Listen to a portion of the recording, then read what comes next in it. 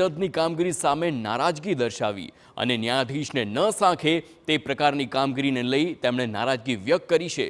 Sessions ન્યાયાધીશ સામે હાઈકોર્ટે તપાસનો હુકમ પણ કર્યો તો મહેસાણાના પ્રિન્સિપલ ડિસ્ટ્રિક્ટ જજને તપાસ સોંપાઈ છે અને અરજદારનો પક્ષ યોગ્ય રીતે સાંભળ્યા વિના આરોપીની તરફેણમાં ફરિયાદ કરાઈ હોવાનું જણાવ્યું છે।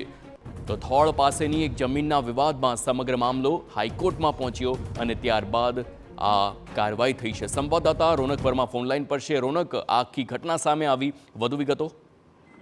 હાર્દિક, થોળ પાસેની એક જમીન વિવાદનો મામલો છે તે ગુજરાત હાઈકોર્ટમાં પહોંચ્યો હતો, જેમાં આ કેસમાં ફરિયાદ કરતા તરફથી પ્રોસિક્યુશનનો પક્ષ યોગ્ય રીતે સાંભળ્યા વિના આરોપીની તરફેણ કરાઈ હોવાની જે ફરિયાદ છે તે ગુજરાત હાઈકોર્ટ સમક્ષ કરવામાં આવી છે। તેમની કામગીરી સામે સવાલો છે।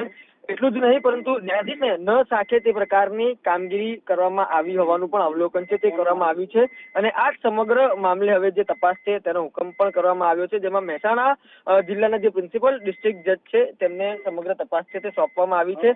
જમીન વિવાદ મામલે જે હાઈકોર્ટમાં આખું પ્રકરણ પહોંચ્યું હતું તે જ કેસમાં કાર્યવાહી છે તે કરવામાં આવી રહી છે। આભાર રોનક, સમગ્ર માહિતી બદલ।